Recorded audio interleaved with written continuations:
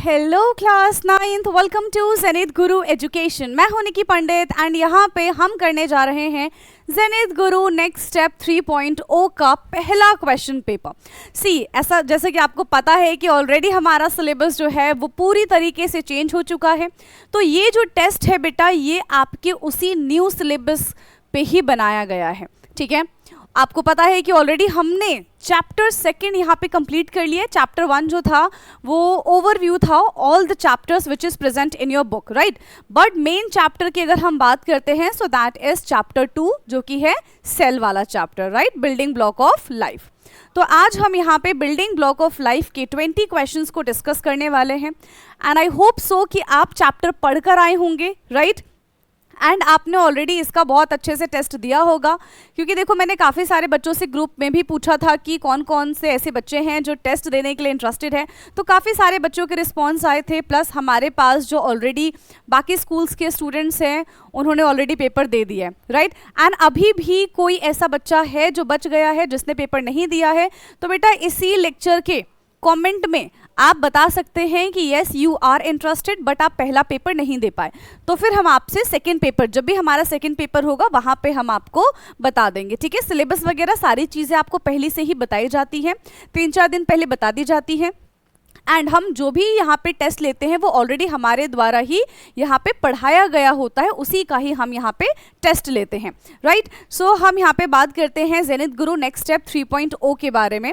ठीक है, ऑलरेडी इस पे हमारे 2 सेशन आ चुके हैं, है ना, next step 3.10 and next step 3.20, right. So जो भी बच्चे यहाँ पे YouTube पे इस वीडियो को देख रहे हैं, ठीक है, तो no need to scan this, क्योंकि इसको स्कैन करने के बाद आप हमारे YouTube चैनल पे ही आएंगे। बट अगर आप YouTube के अलावा इस वीडियो को कहीं और देख रहे हैं तो बेटा जैसे ही आप इसको स्कैन करेंगे, ठीक है, आप हमारे YouTube चैनल पे आ जाएंगे, that is Zenith Guru education which is for class 9th and 10th। ठीक है, वो specially class 9th and class 10th के स्टूडेंट्स के लिए हैं। सेकेंड थिंग कि जब आप इसको स्कैन करेंगे तो इसको स्कैन करने के बाद आप हमें गूगल रिव्यूज़ दे सकते हैं। काफ़ी सारे बच्चों ने हमें गूगल रिव्यूज़ ऑलरेडी दे दिए हैं, बट मैं चाहती हूँ कि आप भी हमें गूगल रिव्यूज़ दें, right. Now the third thing जो कि मुझे आपको बताना है वो है ये। अब देखो ऑलरेडी काफ़ी सारे बच्चे हैं ना, अप्रॉक्सीमेटली 100 ऑफ स्टूडेंट्स हमसे जुड़ चुके हैं इस सेशन में क्लास 9th में, और मैं चाहती हूँ कि आप भी हमारे साथ जुड़िए।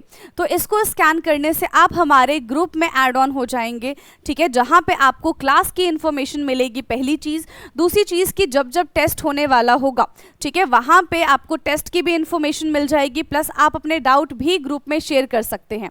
ठीक है, ओके, सो इसको स्कैन करने से ग्रुप में आपको एंट्री मिल जाएगी, राइट। तो ये 3 इंपॉर्टेंट चीज़ें थी जो मुझे आपको बतानी थी। अब हम चलते हैं कि भाई ये टेस्ट है क्या और किस तरीके से ये टेस्ट कंडक्ट कराया जाता है, right.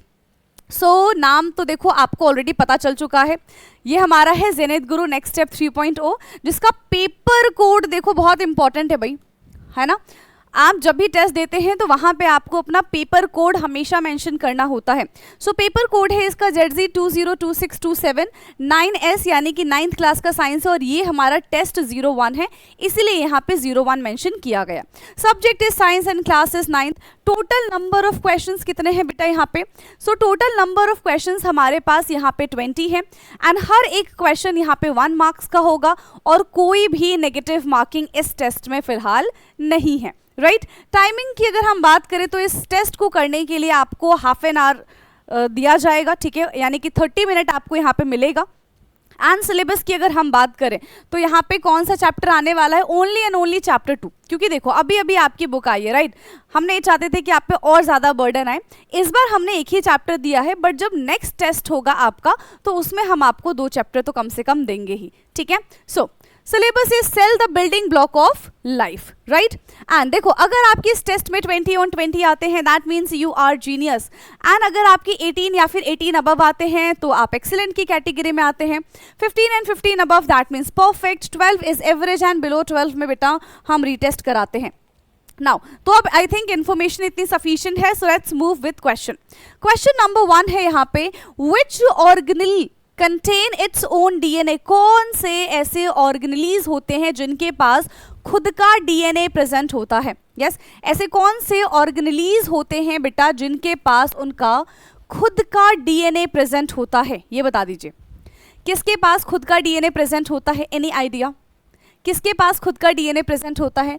Ribosomes, Golgi body, mitochondria and lysosome. किसके पास बेटा खुद का डीएनए होता है? चैप्टर में पढ़ा है हमने, जल्दी सोच के आपको इसका आंसर बताना है। That is mitochondria. क्या हो जाएगा? Mitochondria. So mitochondria have their own DNA and ribosomes, ठीक है, ताकि वो रेप्लिकेट कर सके इंडिपेंडेंटली, राइट?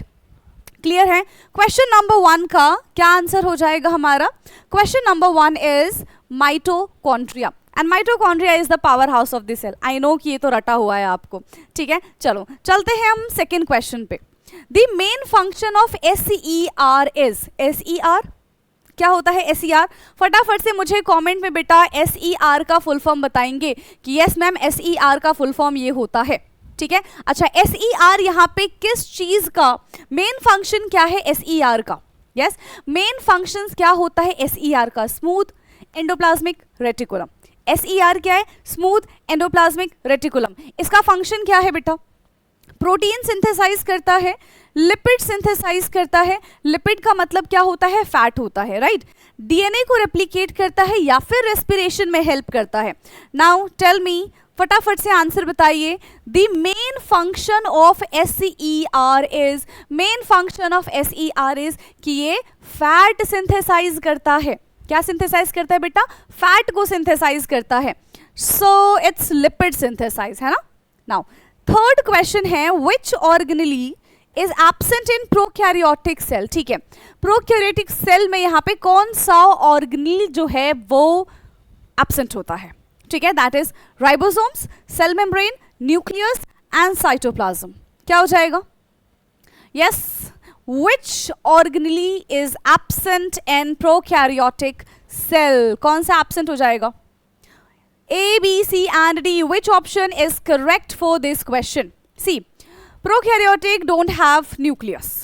ठीक है, उनके पास ट्रू न्यूक्लियस नहीं होता ना, just like eukaryotic. Pro means primitive, है ना, तो इनके पास ट्रू न्यूक्लियस प्रेजेंट नहीं होता है and their DNA is in nucleoid region. इनका जो डीएनए होता है वो कहाँ पे होता है? इनके न्यूक्लियोइड रीजन में होता है। So for question number third, है ना, क्वेश्चन नंबर थर्ड का यहाँ पे हमारा आंसर क्या हो जाएगा? That is nucleus. ठीक, फोर्थ वाले के बारे में बात करते हैं। Ribosomes are made of, ribosomes किससे मिलके बनते हैं? DNA plus lipids, RNA plus protein, lipids and protein only. ठीक है, या तो डीएनए लिपिड से मिलके बनते हैं, या तो आरएनए प्रोटीन से मिलके बनते हैं, या तो सिर्फ लिपिड से मिलके बनते हैं, या तो सिर्फ प्रोटीन से मिलके बनते हैं। किससे मिलके बनते हैं बेटा? यस, यहाँ पे राइबोसोम्स किससे मिलके बनते हैं? तो आरएनए प्लस प्रोटीन से। आरएनए का फुल फॉर्म क्या होता है? आरएनए का फुल फॉर्म होता है राइबोज न्यूक्लिक एसिड। डीएनए का फुल फॉर्म होता है डीऑक्सीराइबोज न्यूक्लिक एसिड। डीएनए हमारा डबल हेलिकल स्ट्रक्चर होता है, वही आरएनए हमारा सिंगल हेलिकल स्ट्रक्चर होता है। ठीक, फिफ्थ है, which of the following is true about mitochondria. ठीक है, कौन सी चीज यहाँ पे माइटोकॉन्ड्रिया के लिए एकदम सही बताई गई है? ठीक है, कौन सी चीज यहाँ पे माइटोकॉन्ड्रिया के लिए बेटा एकदम सही है? That is present only in animal cell. भाई माइटोकॉन्ड्रिया सिर्फ और सिर्फ एनिमल सेल में पाया जाता है। हैव सिंगल मेम्ब्रेन, माइटोकॉन्ड्रिया के पास सिंगल मेम्ब्रेन होता है नहीं, हमने तो पढ़ा है डबल मेम्ब्रेन होता है ना। Semi autonomous organelle, semi autonomous, इसका क्या मतलब है? इसका मतलब यह है कि mitochondria have DNA and ribosomes, तो वो क्या करता है? यस, वो क्या करता है? वो इंडिपेंडेंटली काम करना स्टार्ट कर देता है। कैसा काम करना स्टार्ट कर देता है बेटा? इंडिपेंडेंटली काम करना स्टार्ट कर देता है। So and last lack of ribosomes. No, इसके पास तो खुद की पावर होती है ना माइटोकॉन्ड्रिया के पास कि ये खुद का राइबोसोम्स बना सकता है, तो इनके पास लैक क्यों होगा? इनके पास तो ज्यादा होगा ना। ठीक है, तो सेमी ऑटोनोमस इसका करेक्ट आंसर हो जाएगा because they are independent to produce DNA and ribosomes. Okay, now so this is question number 5th। अब हम आ जाते हैं क्वेश्चन नंबर 6th पे। सो क्वेश्चन नंबर 6th है बेटा, विच प्लास्टिड्स स्टोर फूड। कौन सा प्लास्टिड्स यहाँ पे फूड स्टोर करने में हेल्प करता है? That is chromoplast, chloroplast, leucoplast या फिर amyloplast. Yes, the plastids store food. कौन सा प्लास्टिड्स फूड्स को स्टोर करने में हेल्प करता है? दैट इज दैट इज क्या हो जाएगा, leucoplast. So leucoplast store food like starch, oils and protein. इस तरीके के फूड को वो क्या करेगा बेटा, स्टोर कर लेगा. ओके, सो क्वेश्चन नंबर 6 का हमारा ऑप्शन सी यहाँ पे करेक्ट हो जाएगा. Now question number 7 is which cell lacks nucleus. किस सेल के पास ब्रेन नहीं होता है, किस सेल के पास न्यूक्लियस नहीं होता है. So that is plant cell, RBC यानी कि रेड ब्लड सेल्स, बैक्टीरिया या फिर मसल सेल्स. किसके पास बेटा दिमाग नहीं होता, हाँ, रेड ब्लड सेल्स के पास दिमाग नहीं होता है ना. जब उनके पास न्यूक्लियस नहीं होगा तो उनका स्पेस खाली रह जाएगा, स्पेस खाली रह जाएगा तो ज़्यादा हीमोग्लोबिन हो जाएगा, ज़्यादा हीमोग्लोबिन हो जाएगा तो वो ज़्यादा एनर्जी हमारी बॉडी में कैरी करवा पाएगा. राइट. सो क्वेश्चन नंबर 7 का ऑप्शन बी हमारा यहाँ पे करेक्ट है. Now question number 8 is which is not a part of cell theory. Okay, हमने सेल थियरी पढ़ी है, 3 साइंटिस्ट आए थे, तीनों ने एक एक लाइन की बात कही थी और यहां से बनता है हमारा सेल थियरी. राइट. देखो कौन सी चीज इसमें से सेल थियरी नहीं है, 3 ही पॉइंट तो थे, 4 पॉइंट है, मतलब यहाँ पे एक चीज गलत है. Right. All organisms made up of cell. ठीक है. Cell arises from pre existing cell. Cell is a basic unit. Cell arises spontaneously. Okay, so all organisms are made up of cell. ये तो हमें पता है, हाँ भाई, प्लांट्स हो, एनिमल्स हो, जितने भी लिविंग ऑर्गेनिजम्स हैं सारे के सारे किससे मिलके बने हैं, सारे के सारे सेल से मिलके बने हैं. This is correct.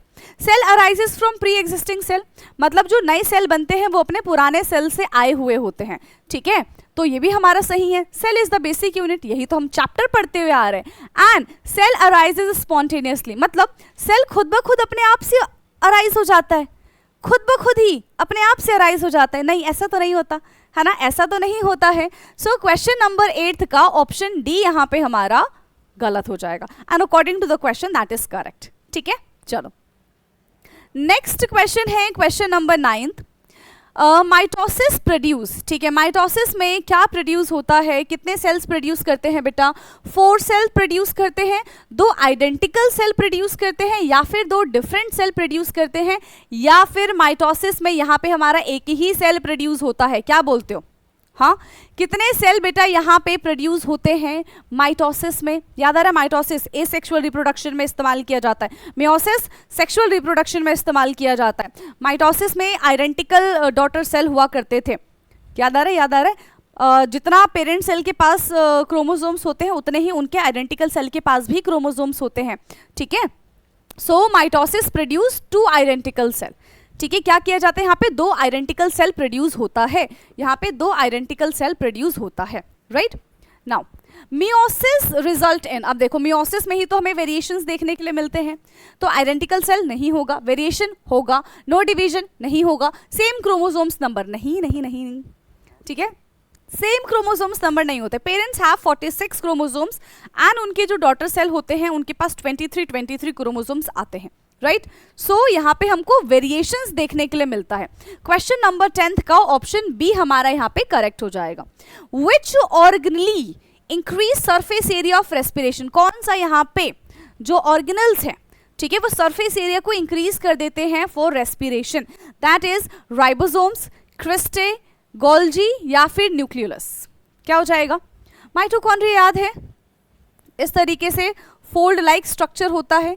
इसको हम क्या बोलते हैं बेटा, इसको हम क्रिस्टे बोलते हैं. क्या बोलते हैं इसको हम, क्रिस्टे. राइट.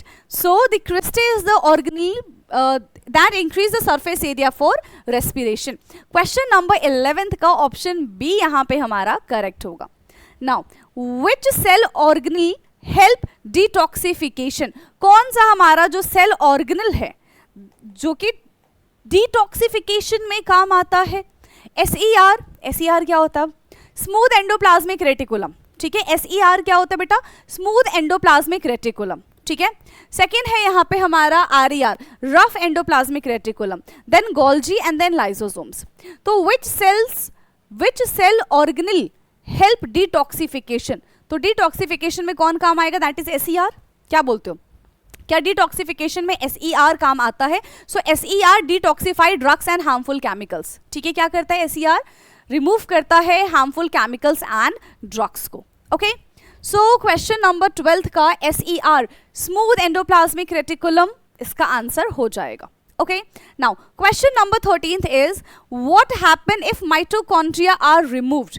क्या होगा अगर माइटोकॉन्ड्रिया को हम रिमूव कर दें? As you all know that कि mitochondria is the power house of this cell, तो यहीं से सारी की सारी एनर्जी आती है। हम कुछ भी काम करते हैं तो माइटोकॉन्ड्रिया एटीपी के फॉर्म में एनर्जी को भेजता है और हम उस एनर्जी को खर्च करके अपना काम करते हैं। अगर सोचो माइटोकॉन्ड्रिया ही नहीं होगा तो एनर्जी नहीं बन पाएगी, एनर्जी नहीं बन पाएगी तो हम कोई काम ढंग से नहीं कर पाएंगे, तो दिक्कत हो जाएगी, है ना। सो प्रोटीन सिंथेसाइज स्टॉप, जो भी प्रोटीन हमारी बॉडी में बन रहा है वो स्टॉप हो जाएगा। Cell die due to no energy, भाई सेल जो है वो तो डेड हो जाएंगे, उनका काम खत्म हो जाएगा, है ना। डीएनए रेप्लिकेशन स्टॉप, डीएनए खुद को रेप्लिकेट करना बंद कर देगा। एंड ट्रांसपोर्ट स्टॉप, तो बेसिकली सेल ही नहीं रहेंगे तो कुछ भी नहीं हो पाएगा। ठीक है, क्या हो जाएगा यहाँ पे? सेल ही नहीं रहेंगे। क्यों? क्योंकि एनर्जी नहीं है ना, बिना एनर्जी के सेल यहाँ पे काम नहीं करने वाले।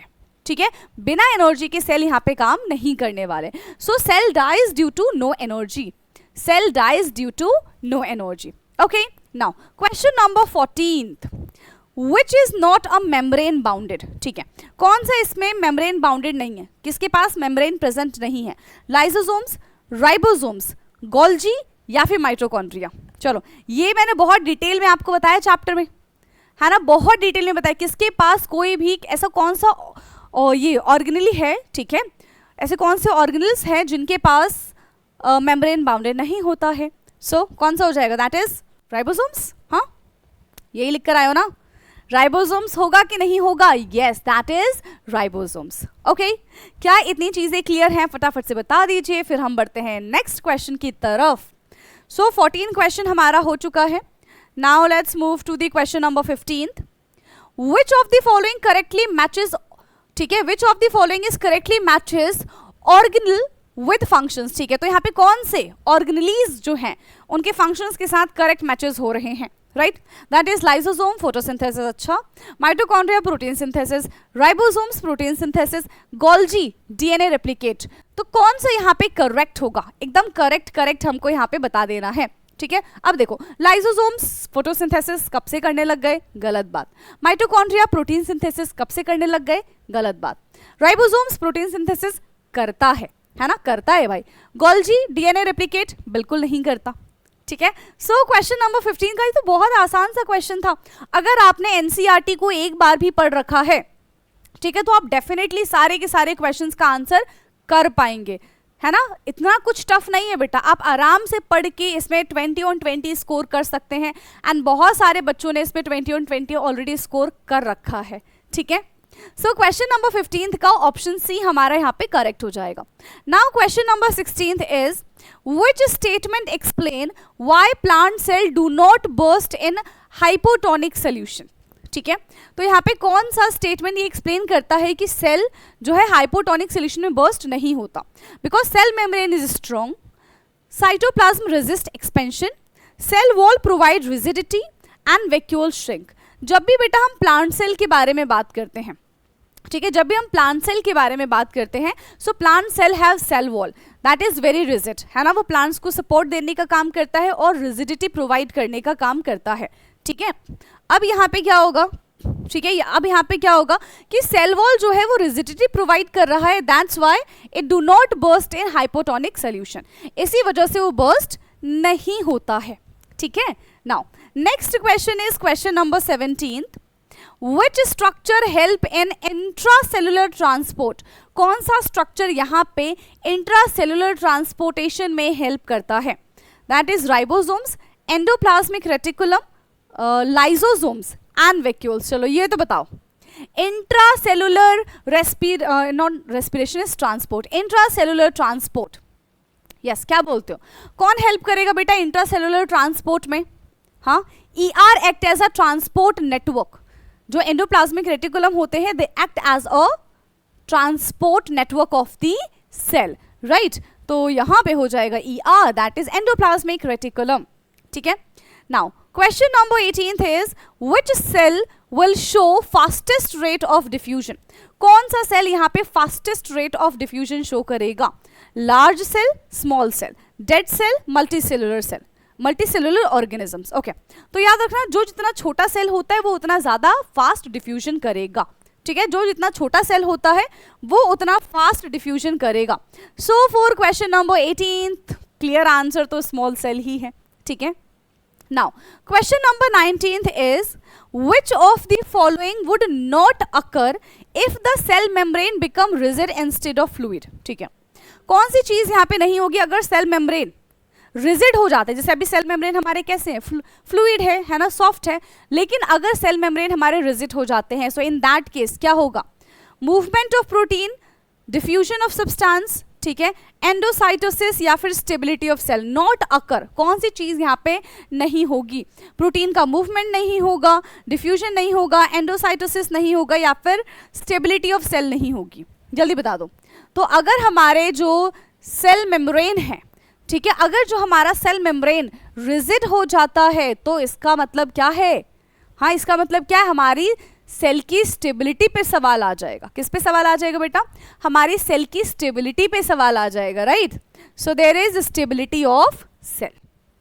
Okay. Now the last question of this test, which pair shows functional similarities. कौन सा पेयर यहाँ पे सिमिलर फंक्शन शो कर रहा है. ठीक है, कौन सा पेयर यहाँ पे फंक्शन सिमिलर फंक्शन शो कर रहा है, दैट इज राइबोसोम्स, लाइसोसोम्स. नाम सुनने में लग रहा है बट डोंट नो, है ना. Mitochondria and chloroplast, Golgi and vacuoles, nucleus and endoplasmic reticulum. किनका फंक्शंस यहाँ पे सिमिलर आपको देखने के लिए मिल रहा है. यस, किनका फंक्शंस बेटा आपको यहाँ पे सिमिलर देखने के लिए मिल रहा है, बस इतना बता दो मुझे, है ना, बस इतना बता दो. राइबोसोम्स एंड लाइसोसोम्स, ये दिखने में सेम लग रहा है बट इनका फंक्शन सेम नहीं है. माइटोकॉन्ड्रिया एंड क्लोरोप्लास्ट, हाँ ठीक है, माइटोकॉन्ड्रिया एंड क्लोरोप्लास्ट, ये हमारा एनसीईआरटी का बैक एक्सरसाइज का भी क्वेश्चन था. If you know you know. Right. Now question number 20 का ऑप्शन बी हमारा यहाँ पे करेक्ट हो जाएगा. Right. Question 20 option B is correct. And इसी के साथ हमने सारे के सारे क्वेश्चंस अपने कर लिए हैं कंप्लीट. अब आपका काम क्या है बेटा, क्या काम है आपका, आपको इसी वीडियो के चैट बॉक्स में कमेंट में सबसे पहले आपको अपना लिखना है नाम और फिर बताने हैं आपको अपने मार्क्स कि आउट ऑफ 20 आपने कितने नंबर यहाँ पे गेन किए हैं. बस इतनी दो चीज मैं चाह रही हूँ कि भाई आप मुझे कमेंट करके बताओ ताकि हम ये चेक कर सके कि भाई अब आगे जैसे जैसे टेस्ट होंगे उसमें आपकी परफॉर्मेंस कैसी होती जा रही है. ओके. एंड अगर आपको नेक्स्ट स्टेप का टेस्ट देना है तो मेक श्योर कि आप, ठीक है, ग्रुप में ज्वाइन हो. वहां पे आप हमको इन्फॉर्म करिए कि यस आप नेक्स्ट स्टेप का टेस्ट देना चाहते हो, तो हम आपको सारा प्रोसीजर बता देंगे. That is very easy, very simple. ठीक है, और आप हमारे साथ जुड़ के टेस्ट दे सकते हैं. ठीक है, चलो. सो आज के लिए इतना काफी है एंड अब हमारी मुलाकात होगी किसी दूसरे लेक्चर में. तब तक के लिए पढ़ते रहिए. Thank you so much and comment करना नहीं भूलना है. ठीक है. Okay. So bye bye, good night, take care.